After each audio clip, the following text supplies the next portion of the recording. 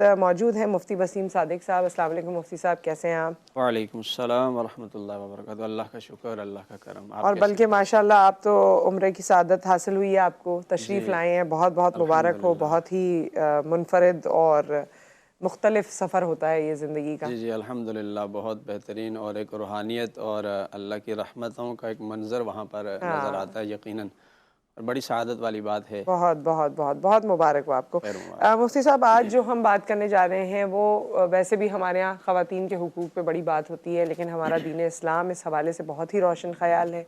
और आज ख़वातीन के हुकूक़ में भी जो ज़्यादातर हम जिस पर इन्हिसार करने चाहते हैं वो बीवी के हुकूक़ हैं, ज़ौजा के हुकूक़ हैं। और इस पे बहुत सी बातें होती हैं, लोग अपनी तरफ से ये समझते भी हैं कि हम तमाम हुकूक़ जो हैं वो अदा कर रहे हैं। फ़राइज़ की तो उनकी बात हो जाती है, लेकिन हुकूक़ वो कहते हैं कि हम अदा कर रहे हैं एक खातून के। लेकिन जब मैं सोशल मीडिया पे अक्सर ग्रुप्स में देखती हूँ तो ऐसा लगता है कि ख़वातीन के तो हुकूक़ अदा ही नहीं हो रहे। हर दूसरी खातून जो है वो नाला है अपने शौहर से। सो ज़रा आज आप हमें बताइए, बयान फरमाइए कि एक खातून के बहैसियत बीवी क्या क्या हुकूक़ हैं। अऊज़ु बिल्लाहि मिनश शैतानिर रजीम, बिस्मिल्लाहिर रहमानिर रहीम। पहले तो बहुत शुक्रिया आपका, और बहुत अच्छे उन्वान का आपने इंतखाब किया, और तकरीबन हर घर की ज़रूरत, और इसको बहुत डिटेल में मियाँ और बीवी दोनों को ही समझना चाहिए जी कि उन पर अल्लाह ताला ने क्या हुकूक और ज़िम्मेदारियाँ आयद की हैं। बुनियादी तौर पर तो देखिए, ये बात है कि दीन इस्लाम ने तकरीबन तमाम शोबाए ज़िंदगी से मुताल्लिक़ हमें कुछ क़वानीन और उसूल ज़ाब्ते दिए हैं। जिस तरह तमाम शोबाजात से मुताल्लिक़ दिए, तो अज़दवाजी ज़िंदगी से मुताल्लिक़ भी दिए हैं, उस हवाले से भी हमारी रहनुमाई की है, कुछ क़वानीन दिए। ख़राबी कहाँ होती है? जब हम ख़ुद साख्ता कुछ क़वानीन वज़ा कर लेते हैं, या फिर मैं यूँ कहूँ कि शरीयत से जब हम गाफ़िल रहते हैं, तो फिर यही रिश्ता अज़दवाज, जिसको कुरान ने बाइसे तस्कीन करार दिया है और रहमत और मवद्दत का एक ज़रिया करार दिया, ये हमारे लिए मसाइब और मुश्किलात का जी ज़रिया बन जाता है।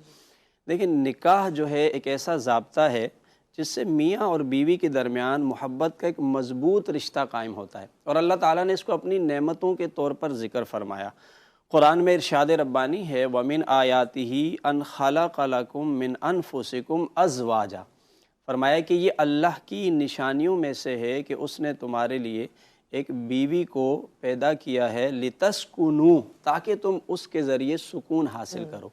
तो मियाँ बीवी का जो रिश्ता है वो मोहब्बत, हमदर्दी और मवद्दत पर कायम है। और अगर हम शरीयत के मुताबिक ज़िंदगी गुजारने के लिए उन क़वानीन को फ़ॉलो करें, तो यकीनन हमारा जो घर है जी वो हमारे लिए बाइस रहमत होगा, और रिश्ता ठीक। अज़दवाज भी हमारे लिए बहुत तस्कीन का एक ज़रिया बन जाएगा। अच्छा, आम तौर पर मैंने अपनी बहुत सारी बहनों को ये सुना, और उन्हें ये शिकवा भी शायद रहता है कि भाई मर्द हज़रात के लिए हुकूक बयान किए जाते हैं कि बीवी पर ये हुकूक हैं, और शायद ख़वातीन के लिए कुछ भी जी हुकूक जी नहीं है। जी देखिए, कुरान पाक ने एक ज़ाब्ता बयान किया है, वलहुन्ना मिस्लुल्लज़ी अलैहिन्ना बिलमारूफ़। फरमाया कि उन जो ख़वातीन हैं, उन ख़वातीन के लिए भी शोहरों पर वही हुकूक हैं।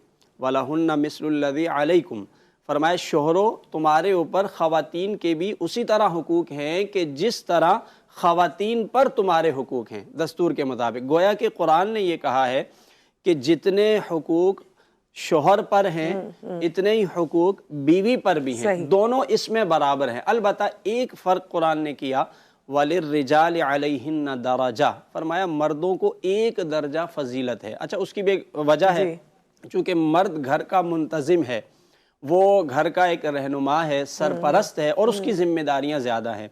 घर के अखराजात, दीगर तमाम चीज़ें उस पर डाली हैं, जिस्मानी एतबार से उसकी क़ुव्वत ज़्यादा है, तो इसलिए एक दर्जा फ़जीलत है, लेकिन हुकूक में दोनों को एक जैसा रखा है। अच्छा, अच्छा, इसमें एक चीज़ मैं आपसे पूछनी चाहती हूँ, क्योंकि बिल्कुल ये इसमें तो कोई दो राय नहीं है एक दर्जे की, जिस तरह आपने बात की। और ज़ाहिर है इसमें फाइनेंशियल बर्डन, क्योंकि घर को वो चलाता है, सबको चलाने की जिम्मेदारी उसकी है।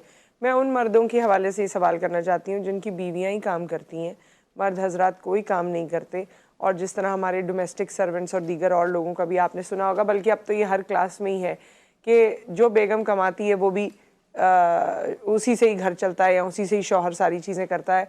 और उसका दर्जा भी ऐसा ही होगा जैसे आप फरमा रहे हैं।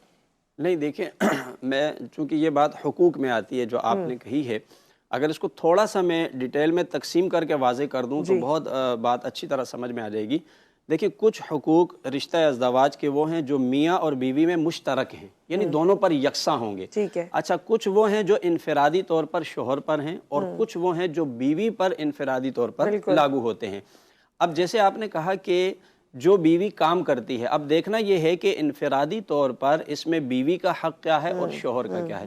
دیکھیے شوہر کی انفرادی طور پر پہلی ذمہ داری یہ ہے کہ جب وہ نکاح کرتا ہے تو اس کا پہلا بیوی پر حق جو آتا ہے وہ حق مہر کا آتا ہے، یعنی مالی اعتبار سے، اور وہ اس پر لازم ہو جاتا ہے کہ وہ بیوی کا حق ادا کرے۔ اچھا اب اگر کوئی نہیں دیتا، اس کے لیے بہت سخت وعید ہے احادیث کے اندر۔ نبی علیہ السلام نے فرمایا ایسا شخص قیامت والے دن ایک عظیم مجرم کی طور پر اللہ کی بارگاہ میں آئے گا کہ جس نے اپنی نکاح کیا، بیوی سے ضرورت پوری کی، اس کو طلاق بھی دے دی اور اس کا حق مہر ادا نہیں کیا۔ یہ پہلا حق ہے۔ اچھا دوسرا حق آتا ہے اس کو رہائش دینا، اس کا خرچہ اٹھانا، جس کو ہم نان نفقہ کہتے ہیں، اور اس کی زندگی کی جو بنیادی ضروریات ہیں اپنی حیثیت کے مطابق اس کو پورا کرنا۔ اب یہ جو اخراجات کا معاملہ آتا ہے یہ بیوی کے ذمے نہیں ہے، یہ انفرادی طور پر شوہر پر لازم ہے کہ وہ یہ تمام ضروریات پوری کرے گا۔ اچھا اب اس میں یہ بھی ہوتا ہے کہ کچھ شوہر ایسے ہوتے ہیں جو کہ نکمے شوہر کہلاتے ہیں، یعنی وہ اپنی یہ ذمہ داری پوری نہیں کرتے ہیں، حالانکہ یہ ذمہ داری ان پر عائد ہے، ان کی بیوی پر نہیں ہے، یہ اخراجات انہوں نے پورے کرنے ہیں۔ ایسے لوگوں کے لیے احادیث کے اندر بہت سخت وعید آئی ہے۔ نبی علیہ السلام نے فرمایا کہ ایسا شوہر یا ایسا شخص کہ جس کے ذمے کسی کی خوراک کی ذمہ داری عائد ہوتی ہے، یعنی کھانا پینا مہیا کرنا، اور ظاہر ہے وہ کفیل ہوتا ہے، زیادہ تر وہ والد ہوتا ہے اور شوہر ہوتا ہے، اگر وہ اس ذمہ داری کو پورا نہیں کرتا تو آپ علیہ السلام نے فرمایا اس کے گناہگار ہونے کے لیے یہ بات کافی ہے کہ وہ اپنی اس ذمہ داری سے غافل ہے۔ تو بنیادی طور پر یہ ذمہ داری شوہر کی ہے کہ وہ گھر کے اخراجات اٹھائے گا۔ اچھا اس کے ساتھ ساتھ وہ بیوی کو رہائش بھی فراہم کرے گا۔ رہائش کے حوالے سے چونکہ ہمارے ہاں جوائنٹ فیملی کا سسٹم بہت زیادہ ہے، اس کو سمجھ لینا چاہیے، الگ سے مکان لے کر دینا یہ ذمہ داری نہیں ہے۔ اگر کوئی پہلے یہ شرط عائد کرتا ہے پھر تو یہ بھی شوہر کے اوپر لازم ہو جائے گا، کیونکہ نبی علیہ السلام نے فرمایا کہ جب کسی خاتون سے نکاح کرو اور اس سے کوئی جائز شرائط رکھ کے کرو تو فرمایا یہ زیادہ لائق ہے اس بات کے کہ تم ان شرائط کو پورا کرو۔ مثلا ایک شخص نے یہ پہلے سے شرط عائد کی جو کہ شریعت کے خلاف نہ ہو کہ میں آپ کو الگ گھر لے کر دوں گا، یا اس نے یہ شرط عائد کی تھی کہ میں آپ کو اتنا سونا دوں گا، اتنا مال دوں گا، یا فلاں علاقے میں رکھوں گا، اگر اس نے یہ شرائط پہلے سے عائد کی ہیں تو پھر اس شوہر پر لازم ہے کہ ان شرائط کو پورا کرے۔ اگر وہ پورا نہیں کرتا ہے تو یہ بد عہدی میں آئے گا، شریعت کے حکم کی خلاف ورزی میں آئے گا۔